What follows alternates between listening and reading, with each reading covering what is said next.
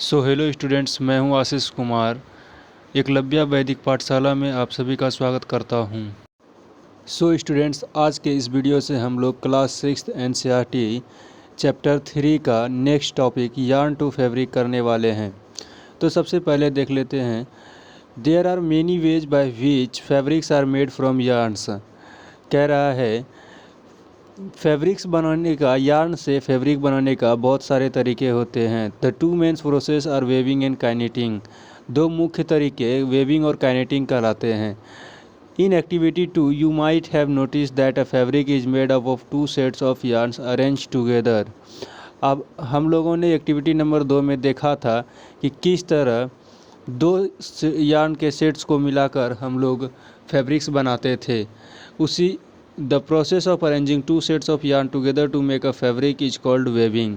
उसी प्रोसेस को, उसी प्रक्रिया को जब हम दो या उससे अधिक यार्न्स को मिलाकर एक साथ फैब्रिक्स बनाते हैं, वैसे प्रोसेस को ही हम लोग वेविंग कहते हैं।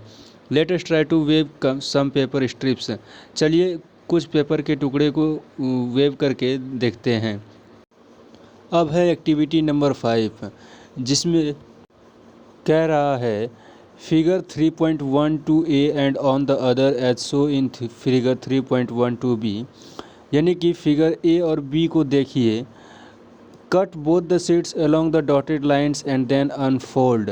मतलब दो पेपर के टुकड़े लेने हैं, यानी कि दो पेपर को लेना है, उसे डॉटेड लाइन करके बीच से अलग अलग काट लेना है। Weave the strips one by one through the cuts in the sheets of paper as shown in figure 3.12c।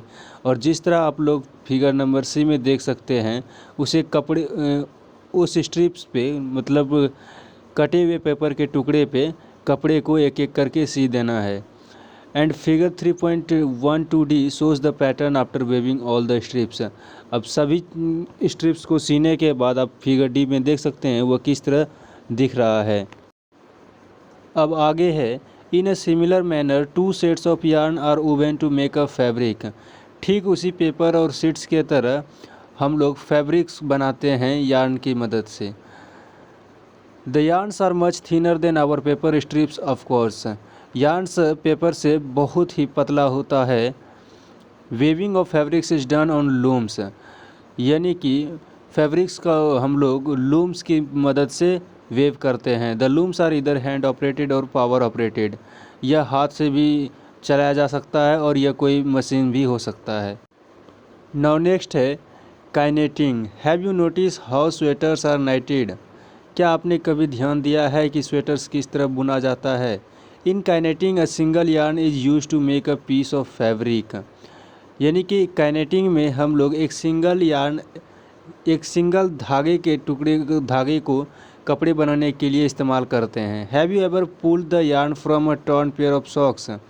आपने कभी गौर किया है कि आपके मोजे में जो यार्न होता है, आपने उसे कभी खींचा है। व्हाट हैपेंस, क्या होता है। A single yarn gets pulled out continuously as the fabric gets unrevealed.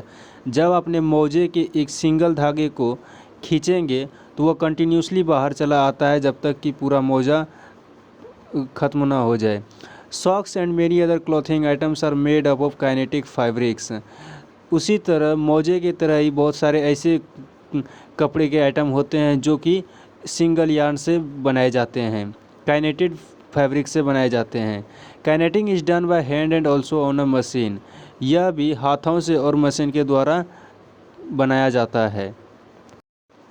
अब है weaving and knitting are use for making different kinds of fabric.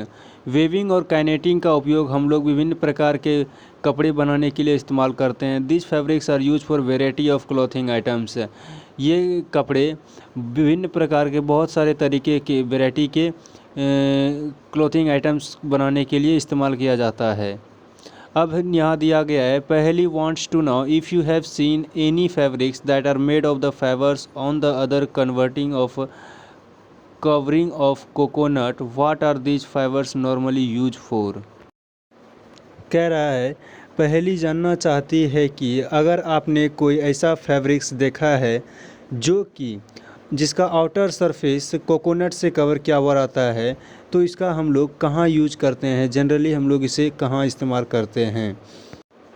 यानी कि अब अगर हम लोग काइनेटिक और वेविंग को एक एक करके आसान भाषा में समझने का कोशिश करें तो वेविंग हम लोग वैसे फैब्रिक्स को, वैसे कपड़े बनाने के नियम को कहते हैं, तरीके को कहते हैं जब हम विभिन्न बहुत सारे रेशे को, बहुत सारे पतले पतले धागों को मिलाकर एक साथ जोड़कर हम लोग कपड़ा बनाते हैं तो उसे हम लोग वेविंग कहते हैं।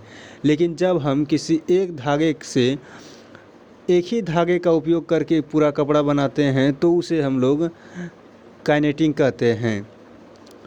तो स्टूडेंट्स, आज के लिए बस इतना ही। मिलते हैं अगले वीडियो में नेक्स्ट टॉपिक के साथ। बने रहिए। धन्यवाद।